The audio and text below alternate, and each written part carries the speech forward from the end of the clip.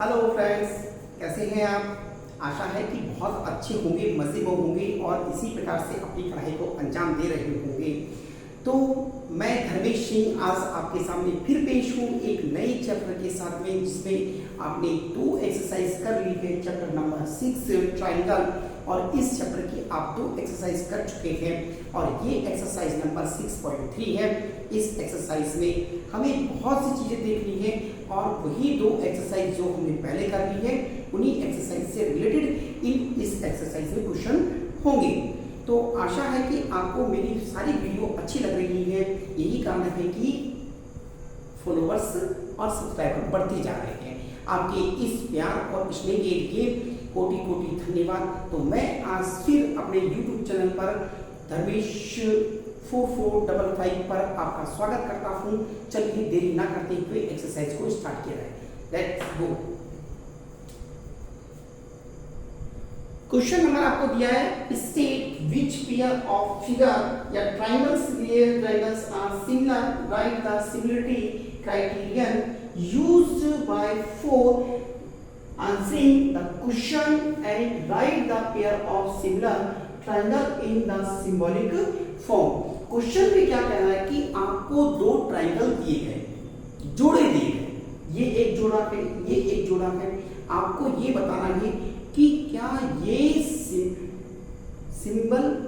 Symbolic है, क्या ये इक्वल है, क्या ये सिमिलर है, ये आपको बताना है। समान है, क्या ये दोनों समान हैं? तो समान होने के लिए या तो तीनों एंगल इक्वल हो, इसमें कई बार आप लिखेंगे एंगल सिमिलरिटी। तो जब 2 एंगल इक्वल है तो तीसरा एंगल आल्सो इक्वल होगा। ये तो अंडरस्टैंडिंग वाली बात है, समझदारी की बात है। अरे भाई, एक ट्राइंगल में आपको पता है कि एक ट्राइंगल में इंटीरियर एंगल्स का सम कितना होता है, 180 होता है। अगर 2 एंगल 45 के तो तीसरा एंगल तो 90 का होगा ही होगा, है ना। एक एंगल 60 का है, दूसरा 30 का है, तो तीसरा एंगल तो 90 का होगा। मान लो 60 वाला 60 से, 30 वाला 30 से सिंबल पे, तो नेक्स्ट 90 वाला तो अपने आप ही क्या होगा, इक्वल होगा। तो फिर भी वहां पर हम यूज कर लेते हैं ए सिमिलरिटी क्राइटेरियन। लेकिन आप अंडरस्टैंडिंग है, ये तो केवल अंडरस्टैंडिंग वाली बात है कि 2 एंगल अगर इक्वल है तो तीसरा एंगल आल्सो इक्वल होगा। फिर एक आता है सिमिलरिटी वाला कि अगर तीनों साइड इक्वल है, तीनों साइड इक्वल है, तो वो एंगल्स कैसे होंगे, सिमिलर होंगे। या 2 एंगल और उनके बीच वाला एंगल, 2 साइड, ये वाली साइड और इन वाली साइड से ये वाला एंगल अगर इक्वल है तो भी क्या होगा, एस नियम के अनुसार, साइड एंगल साइड नियम के अनुसार वो क्या होगा, सिमिलर होगा। 2 एंगल अगर ये एंगल और ये एंगल इक्वल है तो ये वाला एंगल और ये वाला एंगल इक्वल है, तो इनके बीच की ये साइड भी क्या होनी चाहिए, इक्वल होनी चाहिए। तो ASE ये सिमिलरिटी होती है। बोलो, इतनी बात समझ में आ गई क्या? जैसे कॉन्ग्रुएंसी वाले नियम है वैसे ही नियम बिल्कुल सेम इसके हैं। इतनी बात समझ में आ रही है? चलिए क्वेश्चन को छोड़ करें। फर्स्ट क्वेश्चन टाइम ज्यादा वेस्ट नहीं करते हुए फर्स्ट क्वेश्चन करते हैं।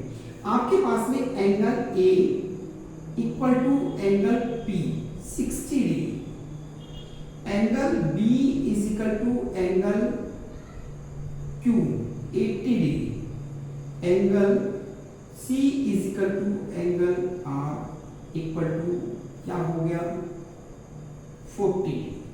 तीनों एंगल इक्वल है तो आप क्या लिखेंगे, ट्राइंगल ABC। ये एक सिंबल है, इस सिंबल को कहते हैं similarity criterion symbol. Triangle RQP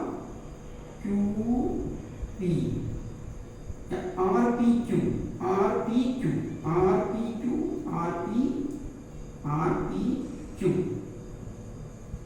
ये ट्राइंगल क्या है, सिमिलर। और क्राइटेरिया क्या हुआ, बाय सिमिलरिटी।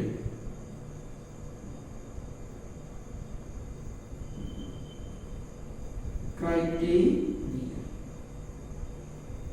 ये एक बार समझ आ गई क्या? फर्स्ट क्वेश्चन सॉल्व हो गया। सेकंड क्वेश्चन देखिए, यहां पर नाम दिया हुआ है, हम लिखना भूल गए, ए बी सी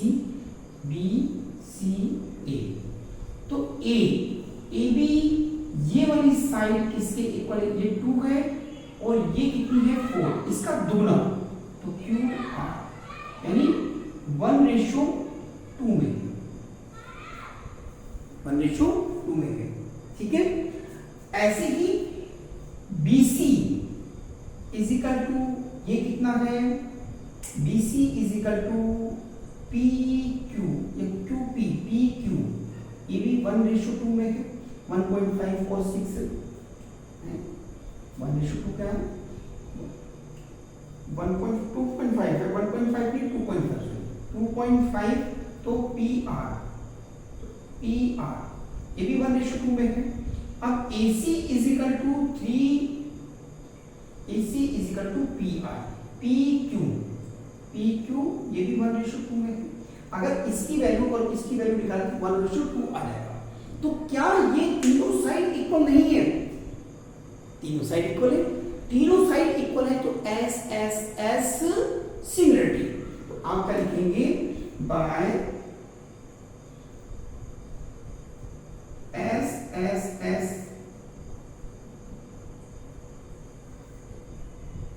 सिमिलरिटी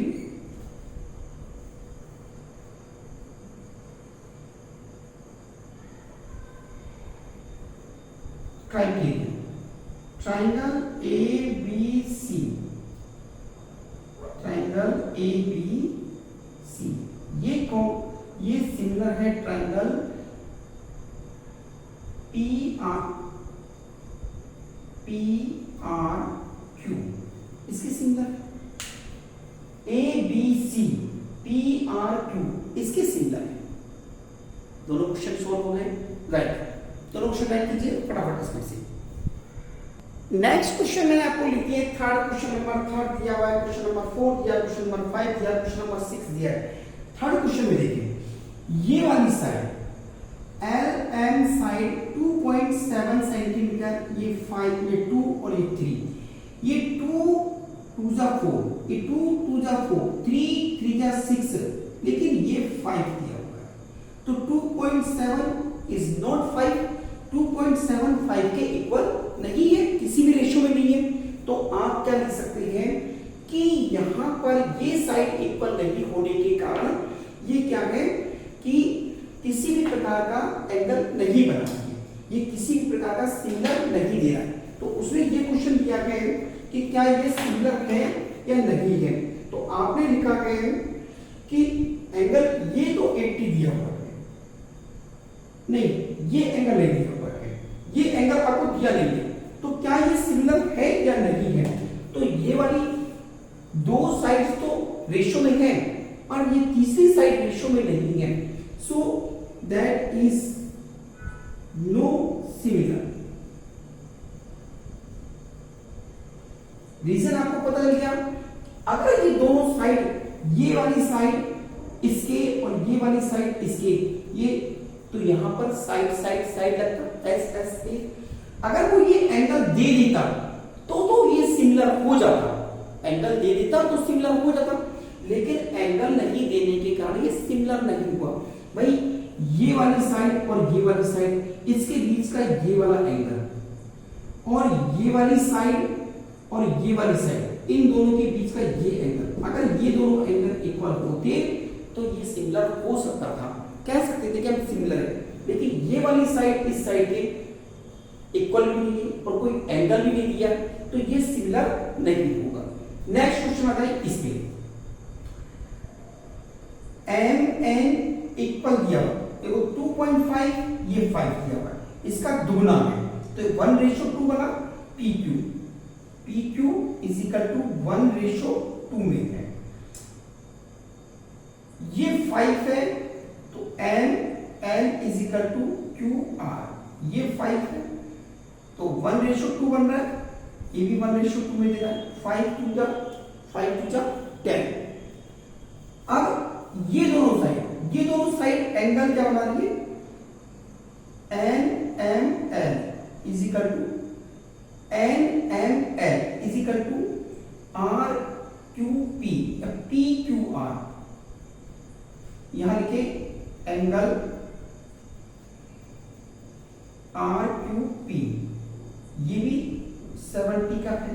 तो कौन सा क्यों लगा, ट्राइंगल MNL, ये सिमिलर है ट्राइंगल RQP। रीजन क्या है, bye SAS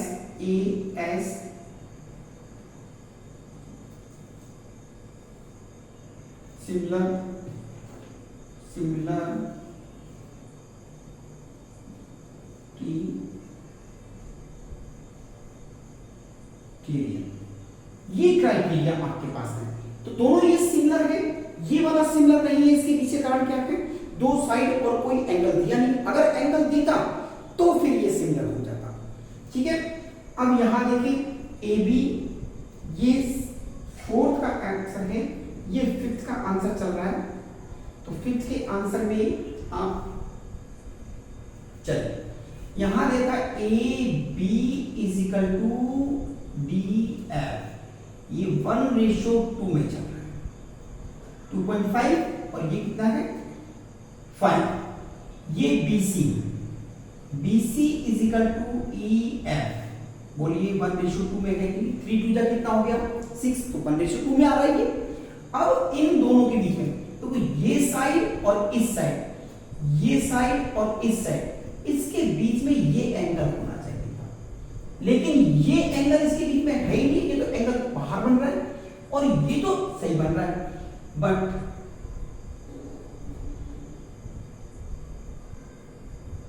angle BAC not equal, या आप लिख सकते हैं बट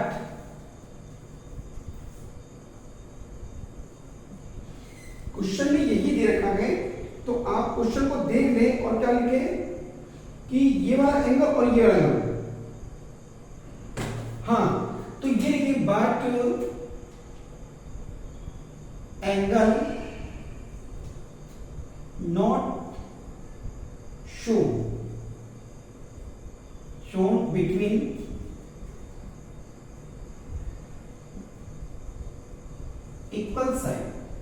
इक्वल साइड्स के बीच में, भाई ये साइड और ये साइड, इसके बीच का ये वाला एंगल होना चाहिए था। ऐसे ये साइड और ये साइड, इसके बीच का ये एंगल, तो ये एंगल अगर 80 होता तो ये सिमिलर हो जाता।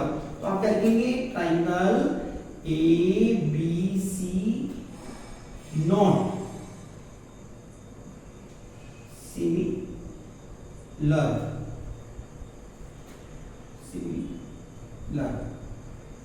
ट्राइंगल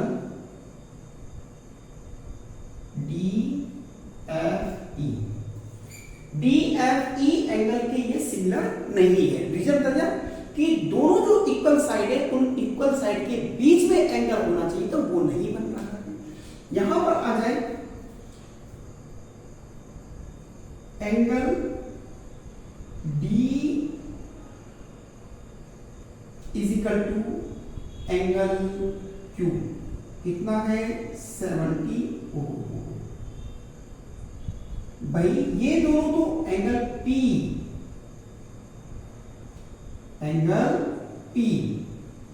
क्योंकि आपको पता है इन दोनों को ऐड कर दिया, ऐड करके 180 में से घटाया तो कितना बचा 70 बचा कि नहीं बचा। तो एंगल वो तो P तो अपने आप ही 70 है, ये तो लिमिट होती नहीं, तो कंफ्यूज करने के लिए 70 और angle E is equal to ये कितना है एंगल Q 80। ये वाला एंगल कितना होगा 30 होगा, क्योंकि इन दोनों को ऐड करो और 180 में से घटाओ तो 30 बचेगा। Angle F is equal to angle R 30। तो ट्राइंगल DEF ये सिमिलर है ट्राइंगल PRQ। क्राइटेरिया क्या लगाया, बाई एंगल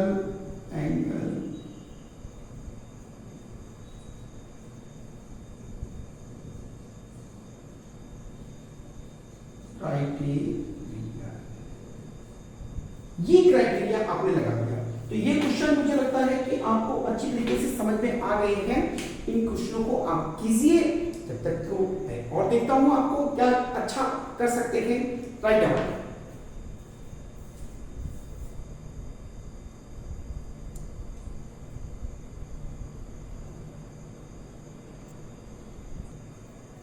नेक्स्ट क्वेश्चन दिया हुआ है आपको, ये एक ट्राइंगल है ओडीसी, ओडीसी ये ट्राइंगल, और दूसरा ट्राइंगल ओबीए ये वाला ट्राइंगल। ये दोनों ट्राइंगल सिमिलर हैं। ये आपको दिया हुआ है कि भाई ये दोनों ट्राइंगल आपको सिमिलर दिए हुए हैं। एक एंगल आपको ये दिया बीओसी, बीओसी ये वाला एंगल आपको दिया हुआ है। तो आपको सीओडी, सीओडी ये वाला एंगल आपको निकालना है। ये मान के चलते देखिए ये लाइन है ऐसे, और इस लाइन पे ये वाला एंगल आपको दिया है। ये वाला एंगल आपको निकालना है। तो आपको पता है ये वाली लाइन मान लीजिए कौन सी है, डी और बी लाइन है। ये लाइन ओ है और ये सी है। अब आ गया समझ में? अब तो आपको समझ में आना चाहिए भाई, क्योंकि मैंने बिल्कुल डायग्राम को अलग बना दिया। ये आपके पास 125 है, तो ये वाला एंगल कितना बचना चाहिए, क्योंकि टोटल कितना होता है? तो आप जानते हैं कि लीनियर पेयर है, लीनियर पेयर का टोटल कितना है? 180 होता है। लीनियर पेयर कितना होता है? 180। तो इस वाले एंगल को 180 करें। बीओसी, देखो BOC angle BOC plus DOC, BOC, BOC COD, तो angle C COD, angle COD is equal to 180 linear pair. Are you understand? कैसे पेयर है? Linear pair. तो आपने लीनियर बदल दिया। इसकी वैल्यू आपको दिया 125 दिया हुआ है। ये सीओडी आपको पता नहीं है, 180 की हो गया। Angle COD is equal to 180 minus 125, angle COD is equal to 55। यहां तक आ गया समझ में? अगर ये 55 है, ये 55, तो अब ये वाला एंगल कितना होगा? तो आपको पता है एंगल ट्राइंगल कौन सा है? ओडीसी, इन ट्राइंगल ओडीसी ये कर ले। Angle angle O plus angle D plus angle C is equal to 180। क्या है? The sum of all interior angles in triangle। Triangles के इंटीरियर एंगल्स का सम कितना होता है? 180 होता है। इसलिए आपने क्या कर दिया, इनको लिख दिया कि तीनों एंगल के नाम लिख दिए। ये एंगल आपको दिया है O55, ये आपको दिया है 70, और angle C is equal to 180। आपने इन दोनों को ऐड किया, 125 हो गया, plus angle C is equal to 180। आपने किया angle C is equal to 180 minus 125, angle C is equal to 55। जब आपको कुछ नहीं आता है तब आप इसको आराम से ऐसे करके निकाल सकते हैं। अब देखो ये वाला एंगल और ये वाला एंगल, यानी angle D and directly angle D equal to angle B 70 degree. कारण लिखेंगे alternate interior angles, alternate interior angle से। तो ये एंगल आपका 70 का हो गया। ये वाला एंगल डीओसी, डीओसी डी या COD, COD is equal to होगा एंगल एओबी, एंगल एओबी कितने का हो गया? 55। क्यों हुआ 55 का भाई? क्योंकि ये क्या है? Vertical opposite. Vertical opposite angle, इसलिए बराबर ये 55 का हो गया। अब देखो ये वाला एंगल, ये वाला एंगल, ये वाला DOA, angle DOA is equal to angle CDOA, angle BOC, angle BOC is equal to 125, ये भी वर्टिकल अपोजिट एंगल्स। ये हमने सारे एंगल्स निकाल लिए। क्यों निकाले? जिससे आपको कोई सा भी एंगल पूछा जाए तो आप किसी भी एंगल के बारे में आसानी से बता सकें, वरना ये सारे एंगल निकालने की जरूरत थी क्या हमको? नहीं, केवल DOC देखो, COD हमने लिखा, COD और DOC एक ही बात है, 55 हो गया। DCO ये वाला एंगल हमने निकाला 55, देखो ये रखा एंगल C 55। अब एंगल OAB ये वाला एंगल 55 निकाला है। DOA यानी AOB 55, ये वाला एंगल निकाल दिया। तो सारे एंगल हमने निकाल दिए। राइट डाउन, आप राइट कीजिए इसको।